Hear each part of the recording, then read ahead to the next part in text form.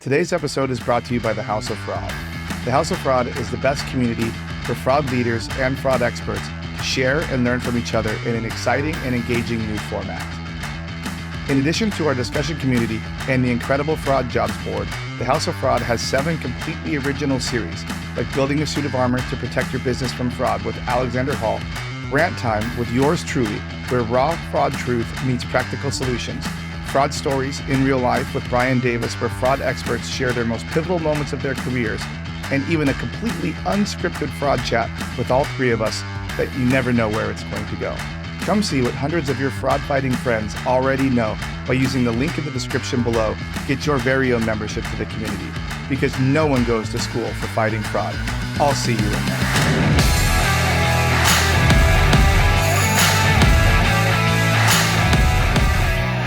Hey everybody, welcome to another episode of Fraud Boxer. I have an interesting one. I got Ivan, and we're going to talk about our shows together. How are you doing today? Oh, very well. Thank you for inviting me. And actually, it is quite weird to sitting on another side of the table. And when you started to record, it's like 5 countdown happens. I never saw it from my side because when I click record, it started straight away. It's not waiting anything. So it's quite weird, but I'm quite very happy to be here and have a chat with you. Yeah, and I'm trying to think back to the time because I did an episode of your show and I had a ton of fun doing your show. And for anybody that doesn't know, can you talk about your show real quick here? And then I'll talk about my experience on it as we level set this whole episode. Yeah, for sure. First of all, thank you for that opportunity because I know you are right now, top 1 of US shows of podcast. So, You know, I do okay in the ratings, the biggest ratings, everybody talking about it, everybody says. Yeah. So, I have a show calling A Journey into Fraud Prevention. It's a bit different rather than that one. I'm more curious about how the people end up in the fraud prevention area because it's quite a narrow area and not everyone kind of try to choose this one as educational perspective or from the perspective of like career advice. So I spoke with a lot of the people so far and I have a lot of the recording as well. And what I've so far realized is like a lot of different stories, how we are in that area, which is strange. Yeah. And I think that so I was a guest on your show a long time ago. Like, geez, are we probably even coming up on a year ago? No, it was like 6-7 months ago. No, half a year, yeah. Yeah, it was like 6-7 months ago. By the time this episode comes out, it'll be like 8 months ago. But I had a ton of fun recording it. And I think, as we've both been going through this process, I started a little earlier than you, and we're going to talk about that in just a little bit, like what we've learned along this journey and like how some of the things have changed and all that. And I have another episode coming out about the business side of my show and how that's evolved. But you and I today are going to talk about the technology side of our shows. But before we get into that, on my show, let's talk about you and your journey as how you wound up in fraud prevention and how you wound up even having a show where you talk to other people. And you've had great guests, like you've had Julie Ferguson, CEO of MRC. You've had Tom Donnelly, who we all know is like the grandfather of the fraud industry, even though he's not that old just yet. But Tom, you're like our older daddy. So talk a little bit about you and your journey into fraud prevention as you're on my show. Yeah, so I'm in the fraud prevention like about 12 years so far.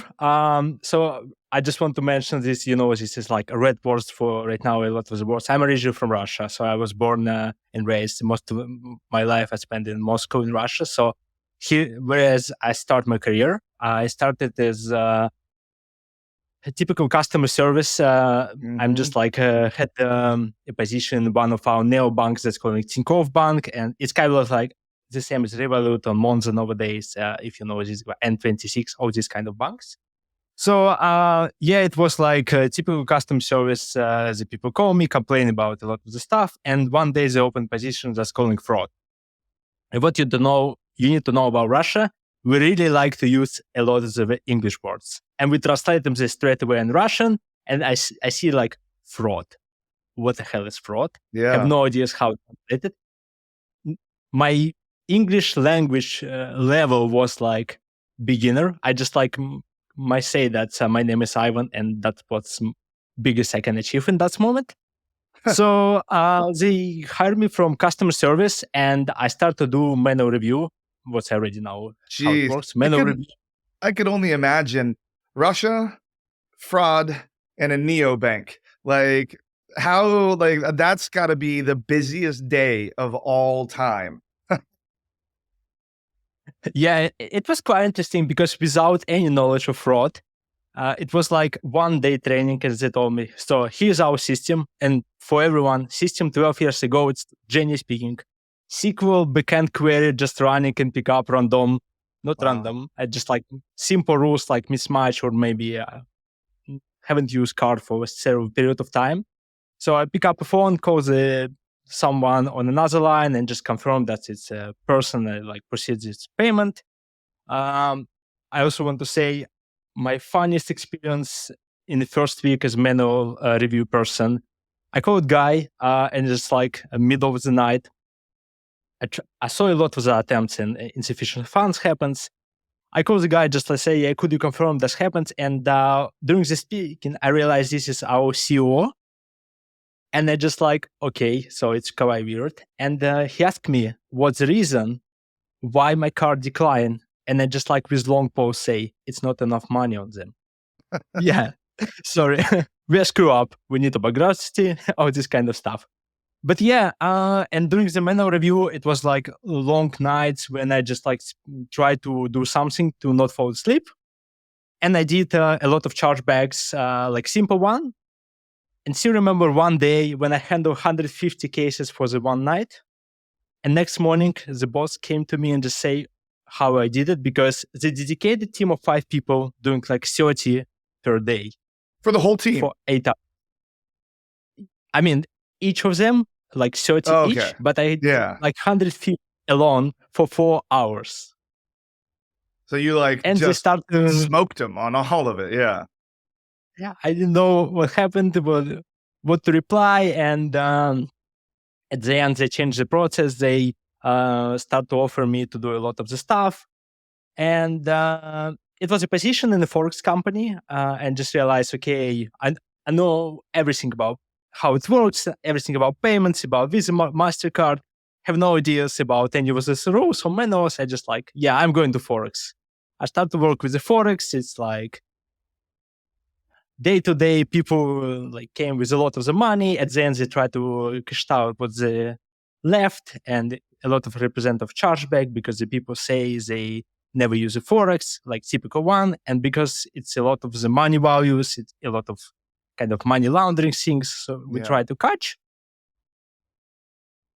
And in that moment, it was another position, like after like a couple years. It was a company called Get Taxi. It is the same type of business as Uber. And they hired the first person in the fraud back in Russia. In my first day in the company, I sitting with CFO and head of HR, and they told me they have no ideas what I'm supposed to be working on. So they have a position. They just hired you, but they didn't know really what you're supposed to be doing?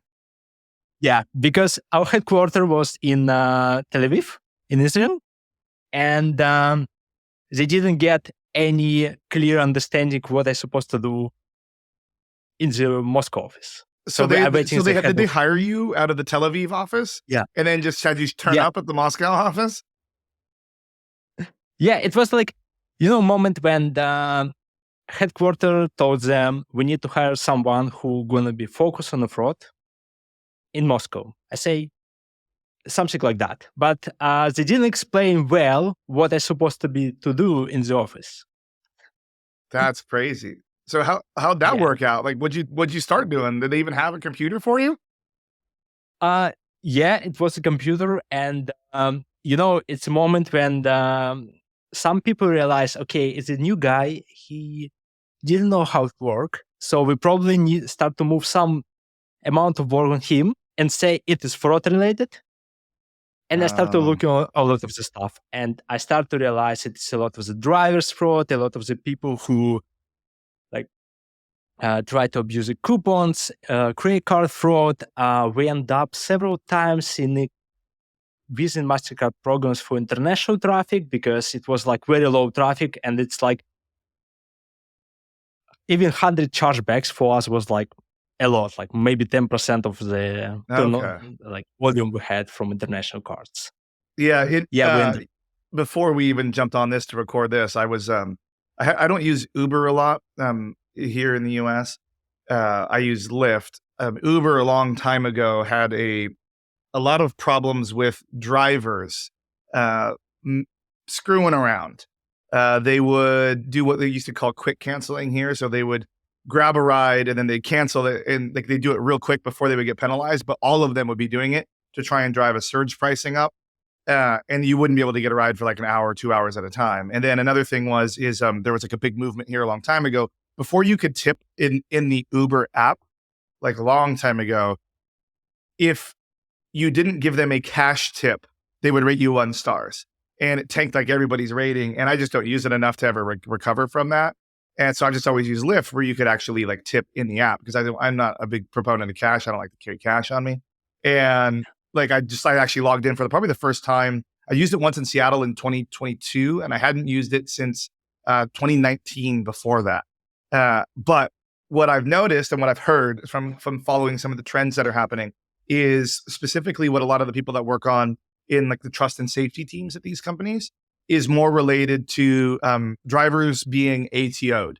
So people trying to scam a driver to be able to gain access to the driver's account and exit the funds same day.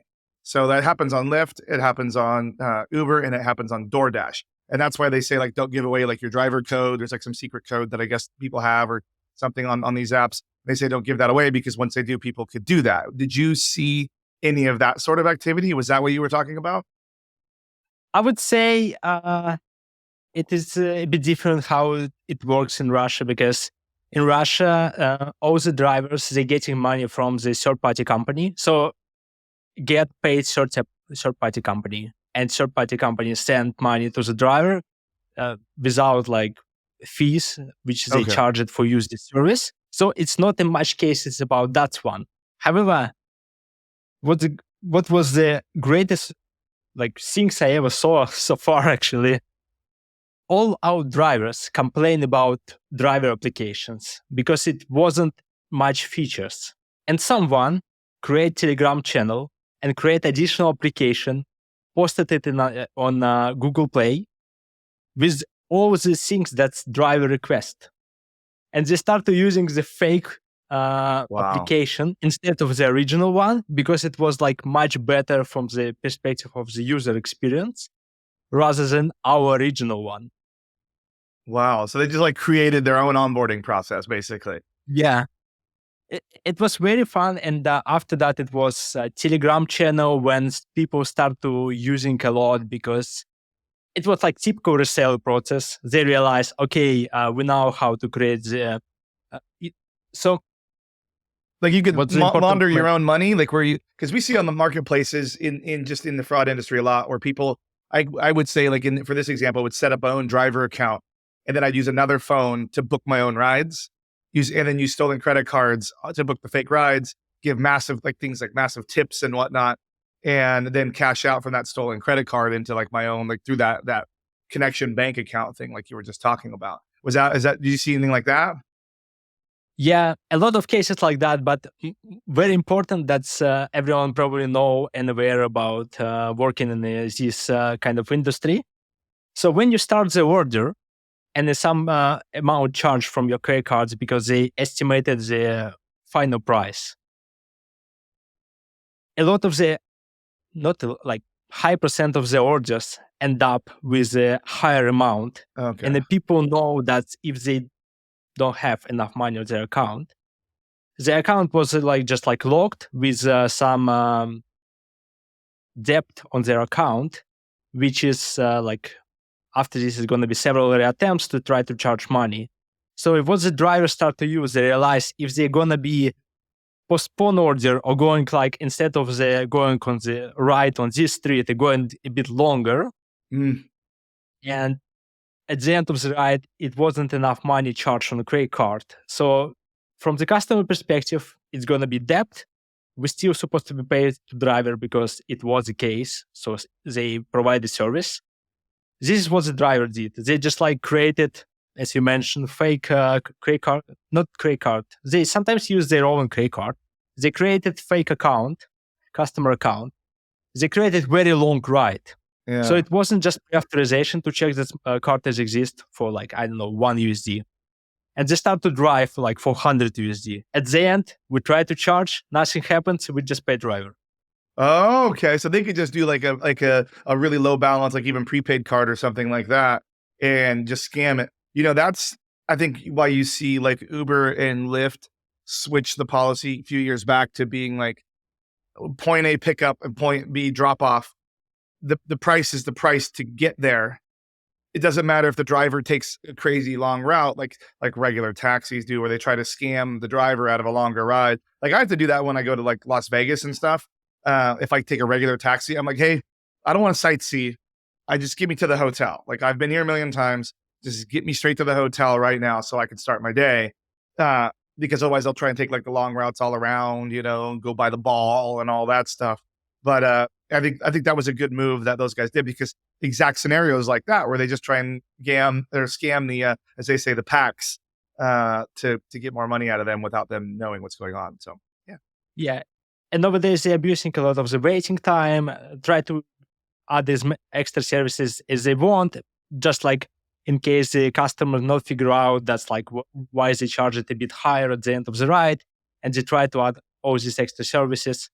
I don't want to say, don't get me wrong, that all drivers are scammers, but some of them did a lot of effort to not like properly work and getting this like extra Mhm. money, like rather than just like jump on Isn't another that ride and they earn. isn't that crazy? Like one time, like people do all this extra stuff that if they would have just done the work, they probably would have got even more money if they just would have done it. Like one time, keeping the rideshare thing, like this is when Lyft was brand new. And in the area in North Orange County where I was at the time, I tried to book a ride and the lady called me and she's like, "You're too far away from me, cancel the ride." And I said, "No, you cancel the ride." Like, you're the one that's too far away. I doesn't want to come pick up. So this went on for 30 minutes where I wouldn't cancel the ride. It was like straight up what we call a Mexican standoff. I wouldn't cancel. She wouldn't cancel. She ended up driving in front of the house where I was to be picked up just so she could be in the area to cancel the ride.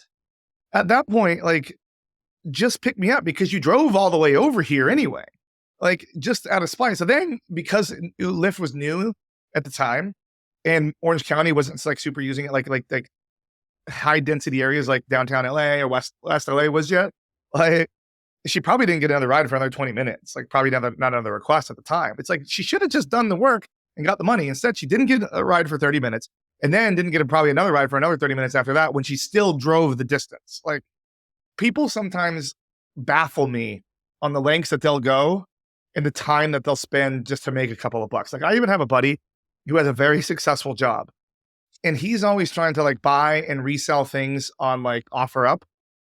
And I'm like, you spent all day trying to go pick up this thing, relist it, resell it, have somebody come and look at it, try and barter with you to make $100 when you make like at least $1,000 a day on your regular job. Like, come on, like it's not even worth it. Yeah, sometimes it's you just like sometimes you don't understand like what's the reason. I mean, when the tens the reasons they just like thinking about from the perspective, okay, I'm gonna earn much more if I'm like set up the process properly. But at the end of the day, until it's set up properly, just like doing the normal to make sure that you have a great rating, etc., etc. But because some of them just doing the crap work and they Yeah. block it not because of the fraud, they block it because of the customer service. Because it's like no, everyone just says like, I know everything bad with this drug. Yeah. There's just so much that happens on those marketplaces where there's a customer side and there's a somebody selling or offering a good and service. Same thing with like the Tidy app for house cleaning, any of these new like handyman apps like the Thumbtacks and all that. Everybody has an opinion about what the service is that should be offered. Um, but at the same time, like those customers usually want like the cheapest price and have an unrealistic expectation of what comes at that price point. But also at the same time, some of so I see a lot of times like on those types of apps, the service provider lists a service that isn't necessarily an accurate description of the service that's being provided, or inclusive of that service that's being provided. So the expectation is a mismatch. But that's what happens when you have people freely representing themselves and what they do versus like having like if I know I call a plumbing company with a licensed and bonded plumber, I'm going to have a plumber show, hopefully a plumber show up that knows exactly what they're supposed to be doing. So I know like if I need to have my drain unclogged, like that person's going to know how to unclog my drain versus hiring a handyman that may or may not know how to unclog a drain, but says they do, and then hopes to get in, scratch their head, and figure it out at the end of the day. That makes sense. That's how it works in nowadays. Everyone try to find, as you mentioned, like the lower price, and sometimes you're lucky and you got the great service, but sometimes you just like getting like something like middle average or sometimes worse than you expected. Yeah.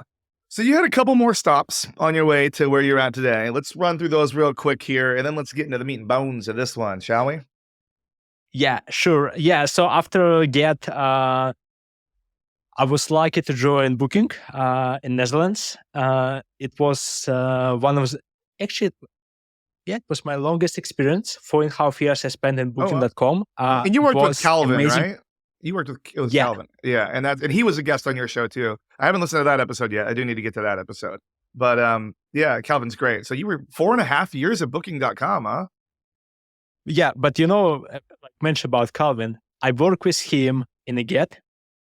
And then when I joined Booking, after a couple months, he just messaged me. He joined Booking as well. That's it's cool. Quite funny. Yeah. And yeah, in Booking, started as fraud analyst, doing a lot of the stuff on the payment side. When team started building, grown up, and it was one of the skillest team which I work with. The guys knows what they're doing. Everyone's super knowledgeable about how to work with the data, how to work with the models. Like data science, like broke my mind several times, and it was a pleasure to have managers like Andreas or Pascal as well. Both of them, they're great. They know their stuff. Pascal, Andreas worked before in the Luft, so we just like had some similar background from the taxi perspective. Yeah, and after Booking, after a huge company, I just decided that it's time to move to another step. And actually, one of the reasons why we moved, we didn't really like to stay in Netherlands. It was one of the reasons why we started looking around, and we decided it's time to come back to London, whereas I'm currently located in, and I'm joining Bumble. For someone who don't know what's a Bumble, it is application for dating, the same as Tinder. Yeah, I believe this is a short description. And for me, I know there's some restrictions. Like we all have restrictions about what we can and can't say of our current employers always.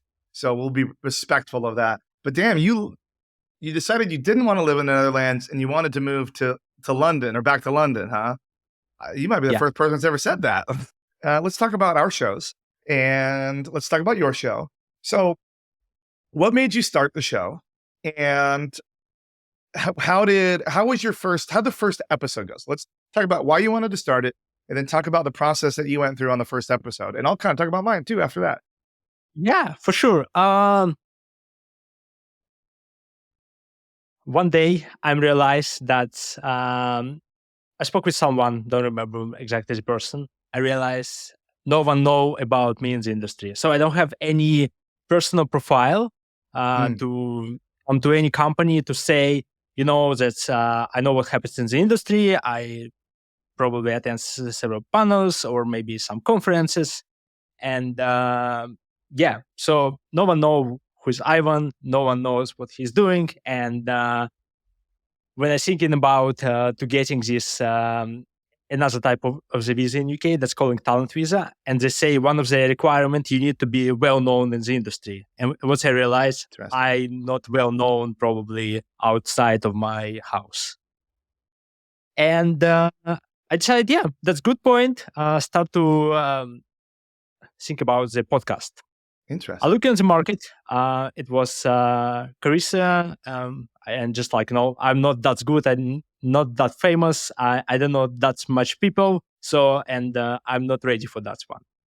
I thought to Google and I found your show. And I just like, first of all, I really like your music of the beginning of the show because I'm fan of the rock. And I'm just like, that's brilliant. One day I'm going to have one of these opportunity to build something like that, find the right music. And you just like, actually just like, from the first moment, I realized I really like this show because I like the music. I like the, like, in the way how you set up this one, very conversational way.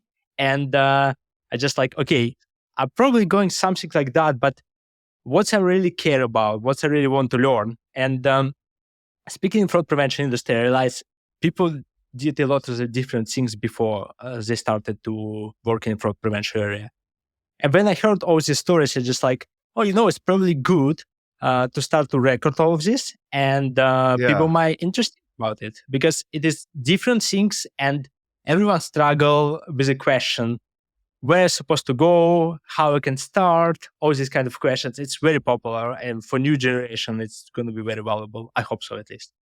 Yeah. So, that's funny. I'll talk about kind of how and why I started it, and then we could talk about our process here a little bit as we go more into some of the stuff that we've learned and why some of the things that have surprised us coming out of the show. But for me, I had just left Ticketmaster and I was over here at iHerb, and I was doing a lot of calls with just some old colleagues, and we were just having conversations, just like you and I are having right now. We're just talking about just as we say, shooting the shit. And I thought about it one day, like, wouldn't it be cool if I just recorded if these conversations were recorded and other people, like, you're standing at a cocktail hour and two people are talking and there's people listening to that. Like, how would, like, where the people laugh on the sides, they have fun, but they're listening to just two people banter back and forth. So I was like, I wonder if anybody would respond to that if we did it. And then, I had listened there at the time, like, Frank has had his show with his company for a while, and they talk about like different things and stuff like that. There's the CFE has their show. They're more like professional organization type things. They're not so much like the what podcasts originally had, I think, started out to be, which was more just an informal thing. It wasn't like professional journalism. It wasn't supposed to be as scripted. It was supposed to be really like informal interviews. And that's what, like, in our space, there was only one show at the time that was more interviews with trying to be education. And one of the things I'd seen with some of the feedback was some of the shows, it would run a little long sometimes on that show. And sometimes they would get off topic about what the original core of the episode was. So with my show, like, I always wanted to have I wanted to have those conversations, not the super education piece. I wanted to have the conversations, but I wanted to get to it more. And that's kind of where, like, I'm toying back and forth, and we could talk about this in a minute, like the different types of episodes that we have. And because I'm kind of all over the place. Like, I'm selfish with my show where I want to interview guests that interest me. Of course, I have to think about what the audience would like to hear at the end of the day. But for me, it is my show, and it is people that I want to talk to and topics that I want to talk about. So that's why sometimes we have management ones. Sometimes we have like new companies that are just starting out on there because I think the technology is fascinating. But sometimes we have the old tried and true, what's a chargeback episode, but I wanted to get to it. So what are your thoughts on that? Yeah. Yeah, it's exactly like that. So first of all, my first approach was, it is my show, but I just like, I really want to like learn something from the people I try to set up interview. And you asked me what my first episode. So my first episode like started with Sergey, which I worked with, and we had like long time conversation. Say maybe we start with this podcast together, but at the end of the day, he just like no, he didn't have enough time. So we did 5 attempts to record first episode. It was wow! Like, first one was completely rubbish. The audio was like worse than I can expect it. The second one, we what'd you use in the middle. What'd you use to record it? I'm using this like podcaster from Spotify, the original one. Okay. Which is available on mobile phones. So I'm using AirPods. AirPods supposed to be great. They are words for the recording. They're good Yeah. for the audio, but for recording they're worse one. Were you guys both in the same room together, or were you doing it? No, Okay. he's sitting in Netherlands, I'm sitting in London, so we're Okay. just like using the mobile application from Spotify. It was a couple of first attempts, like first 3 attempts was really bad. I bought on Amazon for £15 a microphone. So it was a bit better. And on the 5th attempt, we realized, okay, it was a moment when I realized I don't like it. Yeah. I really, if I'm not publish it today, it's never going to happen because it's my first attempt. It's supposed to be bad. Let me publish it, collect some feedbacks, collect some information, listen myself several more times. And I publish it. Some people like reach out to me. They really like it. I just like, okay, I'm going to try another one with a Calvin because I knew him for a long time. Sent him a message. We had another recording. It was like only one attempt. That's already good progress from 5 to 1. And just like, yeah, I can do it. I can try. I can see. I just need to build some technology for myself to understand how it works. And I start to reach out to people, which is my was biggest afraid that if I'm sending a message to someone, no one gonna come back to me, or they say, "Who are you?" Never send me a message anymore and block me in the LinkedIn. But fraud community is a great one. Everyone's super helpful, super friendly.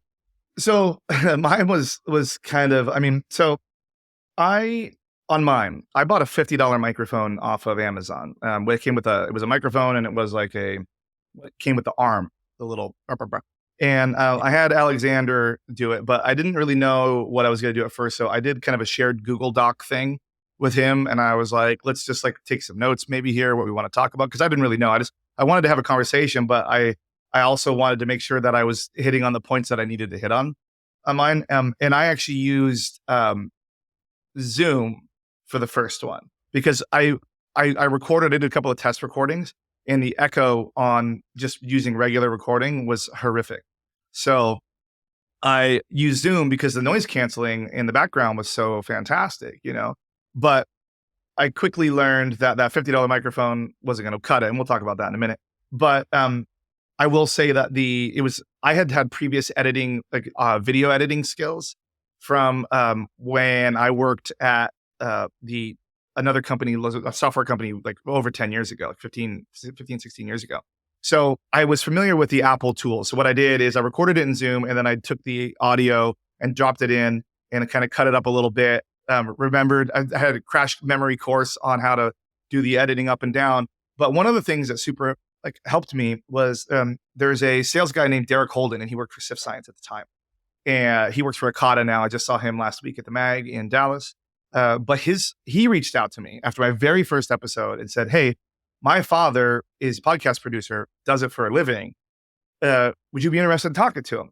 And I was like, sure, I didn't know what to expect. I didn't know if he was going to try and charge me or what was going on, but he jumped on a call with me for 30 minutes and just gave me advice.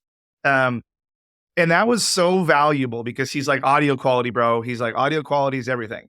And at the time, the podcast, I'd never had dreams of monetizing the podcast. I'd never thought about that really. I just wanted to record conversations with my friends and post them.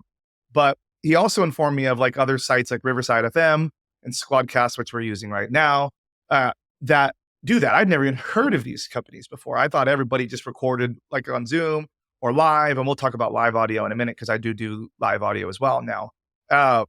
But that conversation, I don't think if I wouldn't have had that conversation, I would have been set back probably years on this learning curve because it's been so much. So now I run the Shure SM7B, which I think you have that microphone now too, or did you get the MV7? I can't remember. I have SM7B, this one with USB-C opportunity because I found this one much easier, and I watch a lot of the videos when they try to compare both of them. Because what I also want to mention that the most valuable things I learned after a couple of episodes, it was your moment when you told me about what's the kinds of the microphone I need to buy. And I just it changed everything. I started to Google everything, to watch a lot of the videos. In my YouTube, I spent, 5 hours of watching the people advising was the best microphone. And etc., etc. How to choose the best program to change the video as well. But audio is a crucial one because right now it's much better, and I don't even use this studio sounds anymore on Oh, you Discrete. don't? It Oh is my God. great. So let's talk about that. So after, I mean, so you and I both use the same recording software now. We both use Squadcast, and we both edit our episodes, our video episodes, because we do both video in Descript, which is part of Squadcast. Well, Squadcast is part of Descript, but Yeah. that's where like we're seeing these practical applications for AI that isn't generative AI, but like actual AI coming in, because there's so many tools in there that, like, the studio sound is a great example. So for me, I can always control the variable on my side with this microphone here. And if I'm sitting in the room recording live audio, like I do at like MRCs and things like that, when I have my big room, I can control the variable on my guest sound there. But when I book an episode, I never know what type of equipment people are going to have. Now, there's a couple of people. I know you were going to come with pro audio equipment today. I knew that. Sean Kelly, he always comes with pro audio equipment. Justin Song, pro audio equipment. Rob from Arcal, pro audio equipment. So, but most people use headphones or they just use their computer. Sometimes people just are using an iPhone, and that it's harder to control the variable over there. So the studio sound thing is fantastic on Descript. It's so good that I'm going back through some of my older episodes and studio sounding those and re-uploading the file to my host. That's another thing I learned is I didn't know how to distribute a podcast. I thought I had to go in and manually upload it every time, but there are services. I use Podbean. I think most people are aware of that I upload to Podbean and it pushes the episode to everywhere. Now, since I started video, I have pulled back on that a little bit. I only let Podbean push to Apple and like Google and Amazon and those sorts of things. I go direct to YouTube and I go direct to Spotify as well, because Spotify doesn't let video from Podbean be uploaded to their service. So in order to get video, I have to manually upload it there. And then the YouTube, I can get 4K if I upload it. I can't get 4K if I push it through the other file. It degrades just a little bit and it's not quite good. So that's another thing. Like this is an evolving process, you know? So. Yeah. And studio sound is a great one. And I really like it. Sometimes I'm just like apply it to compare. That's fun. I also using how's this, like ducking and equalizer and compress as well. All I used to have to do that it's manually. Like when I would like when I would go through my episodes, like a lot of my episodes, everybody. So I found out too, like as I worked through the process, especially when I was using Zoom, that Zoom you can record independent audio tracks. Now that was a game changer for me, because sometimes like if they had really shit microphones, I could, if it would have like audio artifacts in it, I could cut out their sound on their individual track. When I'm talking and then their microphone or dogs barking in the background, on their side, I couldn't control that. But once I hit the independent audio tracks, I could. But then I could adjust those levels finally and get it so everybody's the same. And then another thing too is like when I got the Shure SM7B at first, I didn't know I had to run an amp with it. I had to bring the gain up. It needs phantom power and all that. So like I run like the Cloud Lifter. And then I also have the Scarlett 212. I have a Scarlett single. I have a Rode kit too that has like, I have redundancy on everything. I have multiple microphones, all the same ones, except for I have a SV7, which has a dual XLR input and the USB input. 2 Scarletts, just in case one goes down, 2 Cloud Lifters, and then a ton of like lapel mics and all that. And I have invested heavily into I have live recording. I have a PodTrack 4 that records 4 XLR inputs of live audio if I want. But I used to have to do all that stuff that Descript does live. And now I know like I can drop my lapel mics on anybody, and I have 4 of them. And I can just drop those independent tracks into Descript, smack studio sound on it, smack the leveling on there, and everybody's going to sound like they're standing in the same room together, which is bonkers to me. And it's a super huge game changer for people that come with just AirPods, or people that come with I have people that come with wired headphones. When was the last time you saw wired headphones? Nuts. Yeah, that's a crazy one. Yeah. No, it's definitely game change, because I still remember my first editing. I'm using this like Spotify built-in functionality Yeah. without any options to do anything. Even like cut some pieces is like a lot of the work. And nowadays, you just like, okay, here's the 2 lines. I have a look how it works. I'm actually uploaded to YouTube from Descript because it's a really easy Oh. options. You just like Oh yeah, and you directly send it. publish. Yeah, there is in the Yeah, publish button. Yeah. it's actually very works very well, very fast. I just learned like not far time ago that's if you in description added the timelines, it's actually how the YouTube recognize all the splits of the video when you just like put highlights of the time. I didn't know about that one, but I realized, oh, it's great one. Yeah. And all of these things. And why I started YouTube actually, because I realized, so Spotify and Apple cover a lot of the things. So Mhm. people who not using Apple, they probably listen to Spotify. And Yeah, I get about 55% come from Apple, and then 15%, 16% come from Spotify. And then the rest is kind of just a spattering of like just Amazon, Alexa enabled devices. Like it's kind of all over the place. But the vast majority of my stuff is Apple and Spotify. YouTube now is my primary. Like I get about probably, you know, 1,200, 1,300 views on average an episode before it starts to really fall off. But I get about 700 on all the other channels on average. If now that's now, but yeah, audio was 55% Apple. yeah, it's a game changer. Without audio, it's like you screw up if you're doing podcasting. Yeah, 100%. yeah, and that I mean, it's so funny because people give Apple so much crap about their podcast app, which I think it is junk for the most part. But most people still use it. Like I have a show that I listen to. It's every day on some Patreon, but I don't listen to it on Patreon. I have it RSS feeded to my actual Apple app because I want all my shows in one spot when I listen to them. There. That makes sense. No, I like Apple podcasting as well. I don't like Spotify, maybe because I'm also listen music on Apple Music, Yeah. but probably that's a reason. And I saw that people who using Apple, they most of the time listen podcast on Podcasting rather than Spotify. Yeah. And I had to redo my Spotify the other day because the one that Podbean had set up, it doesn't let you take it over on Spotify for podcasters and start uploading your own files. So I had to like nuke that one, and then I had to sit there one night and upload all, like at the time I had 45 episodes manually and waited for it to process one at a time, and then because I had to take over my own show. So now I have it disconnected, but I can still link it through my podcast website. But now everybody gets video back over there, which has been crazy for me because my videos like my plays like tripled when I moved to video because everybody was telling me don't move to video. Nobody wants to watch video podcasts. But I was like, you still get the option to do it audio. You know, you still have that ability. You don't have to watch the video. Moving to video has been an absolute game changer for my show at the end of the day. No, it's a great one. I would say it's the biggest advantage is to use YouTube because if you have YouTube Premium, you can listen podcasts from YouTube, and it's very popular. I believe a lot of the people have YouTube application on their mobile phone, and sometimes it is just like start it, just close it, put it somewhere on your phone, and just like enjoy. It's been crazy because like YouTube was always a byproduct of my show because it was just audio. So it had a tile and it had like a little voice wave going across. And that's just what it would do. And it would automatically upload. So I never focused on it at all.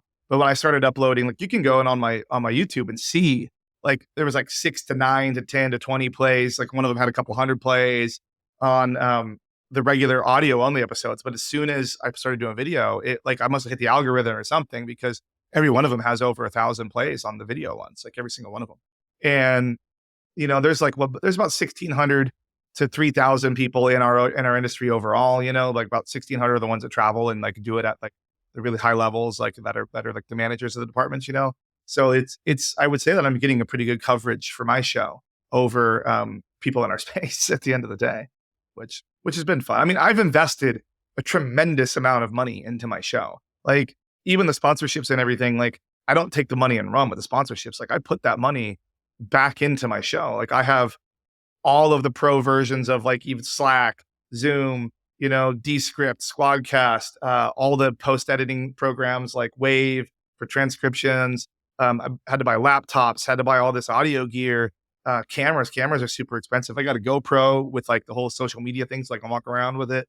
Like I've invested significant amount of capital into my show to make my show enjoyable and pleasant to look at and pleasant to listen to, and have the options, like the workflow options to make it work worthwhile. So, yeah. Yeah, and I'm looking after you. Just like I saw you start to do something new, I just like, oh, it's quite cool. Can I do the same things? Or maybe I find another way how to post it from different perspective and try my approach. So Yeah. I recently posted in LinkedIn that something new come up in the March. Yeah. The main difference, and I know it's not this episode not going to be in the March, but still want to mention that I'm going to try to do experiment to weekly instead of bi-weekly. Oh, wow.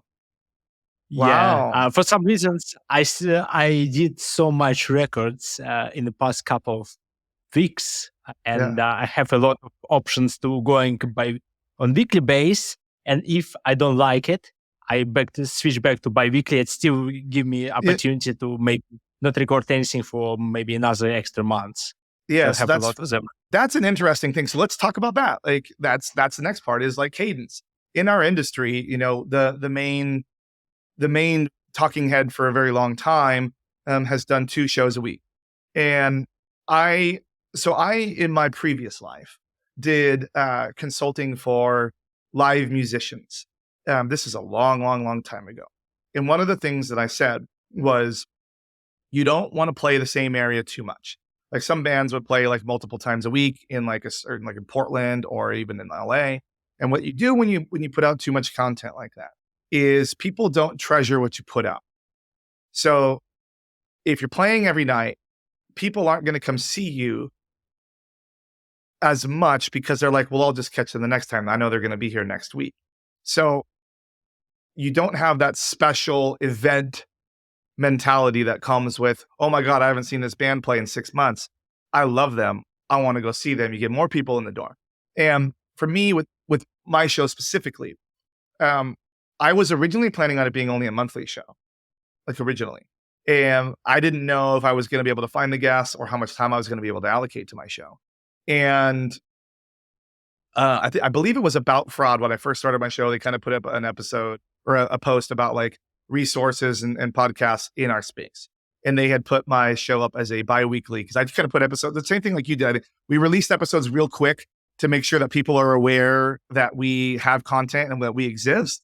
But because I was doing it every 2 weeks, I would get really excited when I would record. I get really excited about like who is gonna like listen to this, what's the views gonna be, what's the feedback gonna be, and I was learning so much that like I wanted to put them out really quickly. So they kind of put the expectation out there that I was gonna put an episode out every 2 weeks. So that's just kind of what I've stuck to, and like all my sponsorships, that's the agreement is you'll get 2 episodes a month, and I try to space them out over 2 weeks. Only time I break the rule on the 2 weeks thing is if it's a bonus episode, a live stream, or an event happens and I have the content. A great example was Google did passkeys for everybody. I had a episode that already recorded a week and a half before that with a company called Intersect, who makes passkeys. So I wanted to time that. I was like, we have to put this episode out now. I was like, give me the approval because it's going now. But then if I put an episode out a little early, I'll hold the next one to get back onto the 2-week cadence. I also try to take the last week of the year off to have a little me time, but we'll see. It's an evolving process. So every week, like that's a lot. That's a lot of editing. I mean, it takes me 6 to 8 hours to do each one, and I use a post VFX house now that I pay to do the fancy stuff on my show. I would say it's reason why it's experiment. It's only for March. I'm going to be collect everything, see how it goes. If it's going not as great as I expected, I back to bi-weekly. Definitely April going to be bi-weekly. It's no chance I'm going to be on weekly basis in April. But I want to check in March how it goes because the difference between yours and my show that my show is not really related to any timelines because if you can tell your story whenever. Yeah, it's no reason that just like to wait for specific dates. Some of the people ask to publish something like in a specific day because they may have some conference, they want to point this out. But at the end of the day, it's still story about your journey. It's not about ongoing trends. Because like early morning today, I listened your about passkey like in the gym. I really like it. I'm just like doing some push-ups and just listen everything about passkey and just realize I had no ideas that I know so little about this industry. So it's quite interesting knowledge Yeah, that's and it's cool. You know what's really funny is like this episode's going to come out after MRC, but I was talking to Paul, who does the marketing over at Signal, who Justin was the guest on that episode, and he's like, hey, he's like, how many podcasts or not, how many passkey providers are there at MRC? And I sat there and I was like, I can't think of any. Like, I can't think of any time that I've seen any passkey vendors at the shows that I've been to outside of Intersect at a MasterCard conference that I went to, but because they partner with MasterCard. And he's like, well, why is that? He's like, do people not care? And I was like, I think people just don't know. I think that that's really what it is people aren't aware of passkeys and what passkeys could do for their business. Like they're so focused on IDV taking the photo of the driver's license or doing passive authentications that like we've talked about biometric authentication, but what does that really mean? And passkeys are that, and people don't really realize that. So I told him, I'm like, get your ass on a plane and get over here and let's start like get a booth and let's start talking about passkeys, you know, to these people. Yeah. So I hope they're coming. I hope after this episode comes out, Paul, I hope I saw you at MRC if you're listening to this. But yeah. So that's a good segue, actually, outside of me just ranting about those sorts of things. So starting your show, what have you learned? And learned we'll put in quotes because it's outside of the technical piece. Mentally, what has surprised you about the learning that you have had about the show? Oh, it's actually a lot because so my first surprise, as I mentioned, that people with the really huge titles working in the big corporate get back to me with some information to say, yeah, I was happy to participate. Or my first shock, like Frank McKenna, I just like send him message and it just like, at no chance he gonna back to me. He replied next day. Was awesome. like my first shock, break a lot of my fearness. That's how it's worked here. The next things that's how everyone. So it's when you have a recording, you have two types of people. One, people who just like really know how to speak. Everyone know how to represent themselves. It's really cool. Sometimes you have a conversation with someone and you just like realize, okay, I almost done with all questions and it's like just 15 minutes of the show. It's like you got to pull information out of some people. Yeah. Some people, they go long, you know, like, and you're like, we gotta wrap this up. I'm guilty of doing that myself. Like the episode that I did on your show was like an hour long when all the rest of yours are like 30 minutes. But you have some of those guests where you're like, can you elaborate a little more on that? Can you tell me a little more about that? Because we're trying to fill content, but also like I'm doing notes right now with Diana. Her episode's going to come out after yours, but she wants to tell a story about a big thing that she just did. I don't want to spoil it here, but I was like, hey, can you write some notes about that? And she put like 3 sentences in the document. And I was like, so I jumped in and I'm like, I need you to elaborate more here. I need you to elaborate more here. And I'm like trying to get her. I'm like, I need you to have the story because not only it's different. Like, you know how I normally do my notes. You've seen my notes. It's, let's talk about this. We're going to talk about this. And then you put your piece and I put a question in. With her, she wants to tell a story specifically. And I'm like, for story, recounting is number one. It's why like when you get like the police have you write down your witness statement, they write it down because you want to write it down. So you remember. So I'm like basically telling her to write her witness statement. So when we record this episode, she doesn't forget certain parts. And then we have to jump back into it because when we tell a story, it needs to be a very linear story. Not, oh yeah, I forgot about, then I did this back here, because I don't want those. I want every little detail. Yeah. You know? And some people like, they not even realize when you start to pull everything, they start to actually open to you and you realize these 50 minutes become 50 because they just like start to be more relaxed or you ask more complex questions outside of their focus. And because I'm not asking any like specific really gray area zones, like for example, okay, what's your revenue or what's your front of sales? Like I didn't ask this one. I ask people like, okay, imagine you have this all your knowledge and you back to the future and just like try to change something. What's your actions? What your response? And then people start to like figure out and answer all these questions. It's great. And another thing that I learned, because when you do post-production, you listen to this episode several times. I start to write notes for myself because I start to analyze what I did wrong in my career, because I didn't know what I learned from the person who just like succeeded in this career so far. And there's this great things. It's a gold or how this calling silver bullet that changed a lot of the things. I start to look on some areas of my work differently because I realize that's super interesting actually for me right there, because I guess, yeah, if you're having these C-level people and you're specifically talking about their journey, it's less about them discovering a trend or answering a trend, and more about their professional practical application of their life, their organization skills, like little things, waking up early, whatever it may be, like their secret sauce for their success of their career journey versus so much the technical journey at the end of the day. That's interesting to me. I like that. Yeah.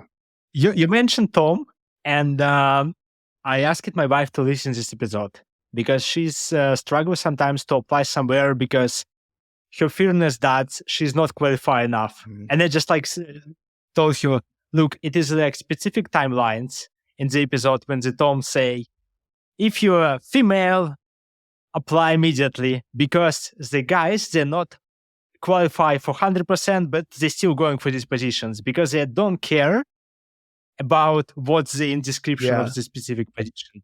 I think, and that's an excellent point. Like at the end of the day, like most of us that are in this industry, we didn't do this. And if we wouldn't have randomly applied to do something that we didn't normally have a skill set to do, we wouldn't be here. But that's an excellent point. Is like dudes will just apply for anything. Just like when they're asking women out again and again and again and again and again, like just going down the line. Would you like to go out? Would you like to go out? Would you like to go out?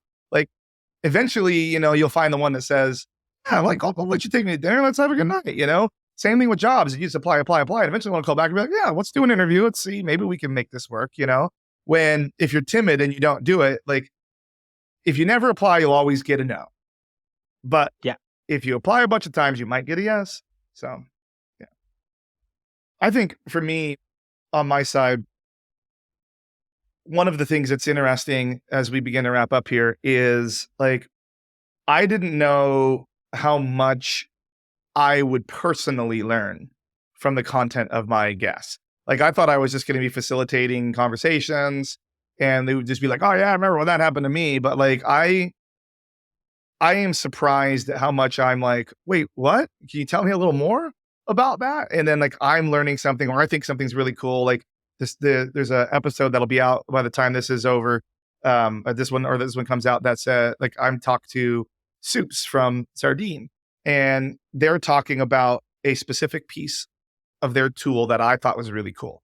And after when they were reviewing the episode for the proof, they came and they were like, we forgot that people think that that's a really cool feature. And I like having aha moments on my show because when I'm having an aha moment, I'm learning something. And I think that that's a ton of fun. And that's why like even my day job company, they let me kind of do my show because they're like, hey, you're becoming better at your job by having these conversations.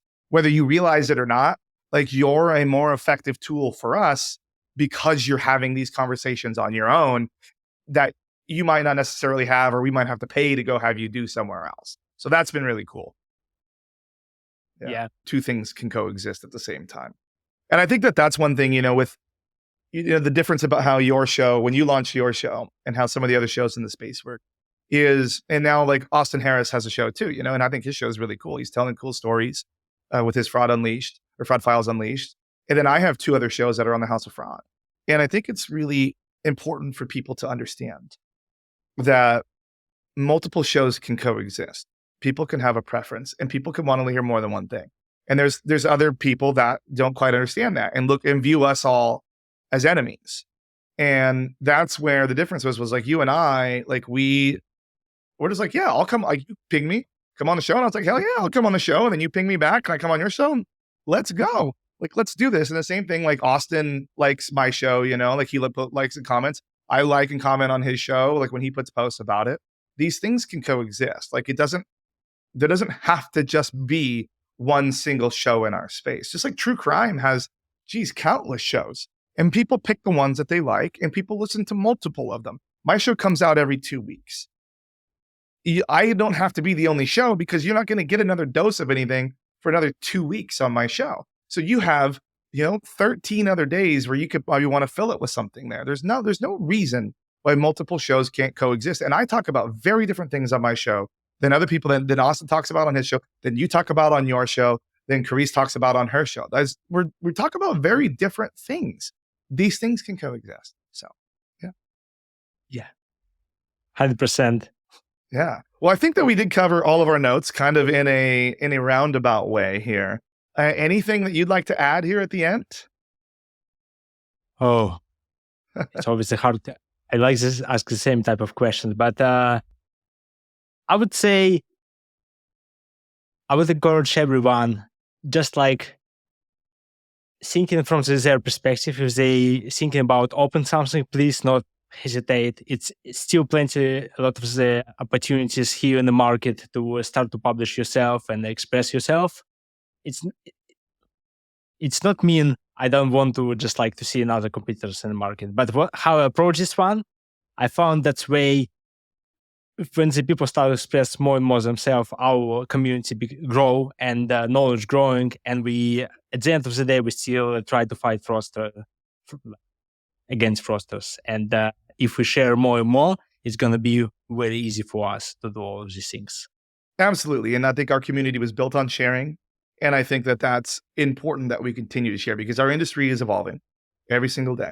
Passkeys were barely a blip on anybody's radar, even 6 months ago. Now they're household names. I see every single thing doing passkeys. Same thing with 2FA started that same way. Rewards, scams, all of these things started a certain way.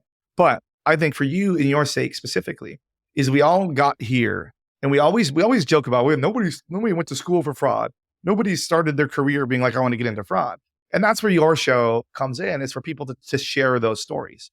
And because you're trying to put an episode out a week, I encourage everybody that's listening to this show to please message Ivan and say you want to share your story, because he's going to need 52 of these damn things a year. Well, thank you for coming on the show. Thank you for having me on your show. I'm loving the content that we're seeing in our space, loving the transition to video, because it is nice to be able to see people. Everybody, please go listen to my journey into fraud prevention every week now, probably when this episode is out. And we'll see everybody on the conference circuit all through the summer. We got tons of shows coming up. If anybody has any questions, feel free to message Ivan. Feel free to message me. If you're not feel comfortable messaging him, I will do a soft intro if you want. But he's a super nice guy. He doesn't buy it, I promise. And he's a lot of fun to talk to. So thanks again for coming on the show, man. Thank you so much for having me. It's a great one. Thanks, man. We'll talk soon. Thanks for listening to today's episode. Don't forget to use the link in the description below to get your very own House of Fraud membership for only $1 a day.